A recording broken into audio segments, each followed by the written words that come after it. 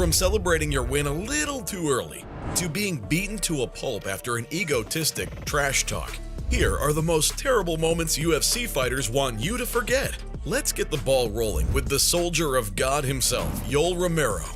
The stage was set, UFC Fight Night 35. In typical Romero fashion, the Cuban Brute got the TKO off of the opponent, Derek Brunson.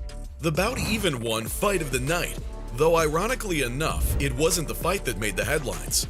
Let's just say the Soldier of God had the wrong war mark. Rather, it was a skid mark. That was all the talk of the town. Yikes! Now, if you're asking yourself, what is a skid mark? Let me give you some advice. Don't Google it. The evidence, you ask? See it for yourself. If you're snacking on anything right now, viewer discretion is advised. You don't have to be Sherlock to really see that Romero had indeed soiled himself during the fight. I don't blame him. All that grappling can really take the air out of you, especially when nature is knocking at your door. Honestly, we're used to seeing bloodstains on the canvas. However, the octagon was painted a very different color. Romero denied the accusations, saying that it was all just sweat. Yeah, we're not really buying it. Maynard has quite the reputation in the octagon. We've seen him pick up wins over some major names, with the likes of Nate Diaz, Clay Guida, and Frankie Edgar. But with all the people wishing Maynard luck on his endeavors as a fighter, he might have taken the phrase, "knock yourself out," a little too seriously. During a match on The Ultimate Fighter, Maynard squared up against Rob Emerson in his promotional debut. In the second round of the bout, Maynard met a pretty embarrassing blunder. We saw him pick Emerson up for a takedown, only to land face first into the canvas. Maynard by Gray. You could hear that one in a big slam. Huge. He's right in the body again. Where Rob did feel the shock of the moveset, it took Maynard out too, knocking him out cold. Yeah, damn, that's embarrassing. Officially, the fight was called a no contest. As if the feat wasn't embarrassing enough, Maynard didn't really help himself after he began arguing with Joe Rogan. But at least he didn't injure himself celebrating. Yep, that's right. Hear me out. For this one, we have a light heavyweight fighter, Johnny Walker, entering the chat. Besides having a knack for knocking people out, Johnny loves to get jiggy with it. You can't help but want to join along and dance with him during his fights. One of his most famous moments in the promotion is when his flying knee took out his opponent in just 36 seconds, and he charmingly danced away victorious to celebrate his victory. We wish this is what really happened. More than the actual fight itself, it was Johnny's dance that inflicted the most damage on Walker. Did you injure yourself when you were celebrating? Which ended up dislocating his shoulder. To add to the embarrassment, the dance itself was the infamous worm step. From having one of the craziest knockouts in the UFC, he surely slithered away to a different crazy category. But honestly, some would actually consider having their shoulder dislocated a less embarrassing feat than celebrating early. The culprit for this one? Rausimar Palhares. The Brazilian is revered as one of UFC's most controversial fighters. Why? Because he would refuse to release his submission holds, even after their opponents had tapped. Guess the fighter just takes the sport a little too seriously. Personally, I think it just shows you're trying too hard. But anyways, Palhares, if you're seeing this, please don't break my ankle. Now that that's out of the way, at UFC 134, his eagerness to win might have gotten the better of him. Palhares went head-to-head against Dan Miller, where during the match's closing moments, we saw the fighter closing in on a conclusion in the match. Fans could smell a TKO victory coming, but for some reason, Palhares began celebrating. Why? Honestly, I'm not really sure either.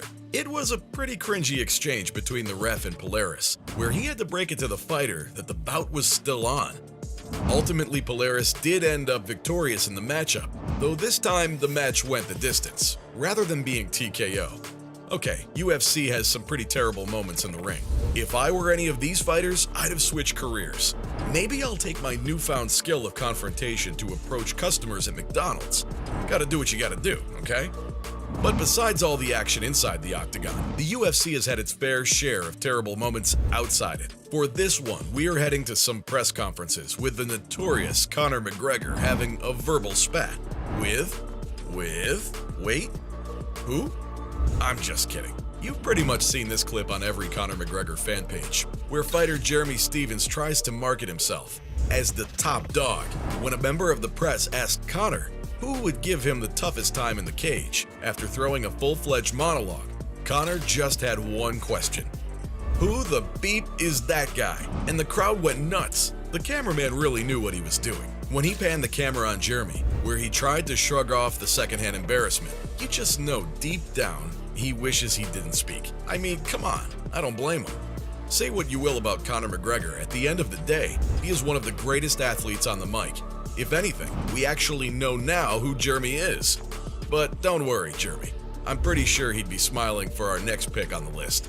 If history has taught us anything, it's that even the best of the best have had their fair share of embarrassing moments. And ironically for this one, the star of the show is Conor McGregor himself. Guess you guys already know what I'm talking about.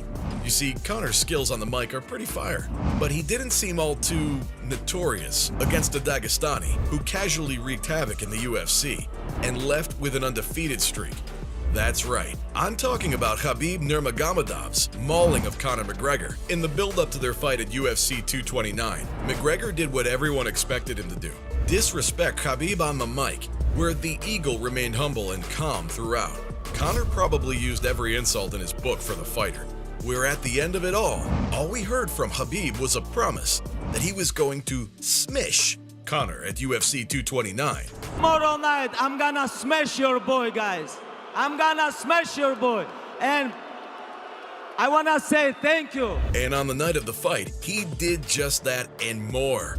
Khabib dominated the majority of the bout, where Conor tried desperately to stick around. But where it got really embarrassing was when Conor was on the canvas, having Khabib raining down lefts and rights, only to hear two words that encapsulate Khabib's ferocity in the octagon: "Let's talk." Ooh, that line still gives me chills. On top of all the embarrassment, Conor wished he was TKO'd. Unfortunately, Khabib caught him in a chokehold that forced Conor to call it quits. Conor clearly looked distraught at the end of the bout, but he'd be relieved that he didn't get approached for a post-fight interview. I mean, how do you justify a loss after all that trash talk? Luckily for Conor, Khabib went and straight up dived into the McGregor camp, and we all know what transpired after that: a straight-up brawl. Since Khabib, I think we can all agree, Conor was never the same. With his pride died Conor's credibility on the mic. And those folks were the most terrible moments UFC fighters wished the fans forgot.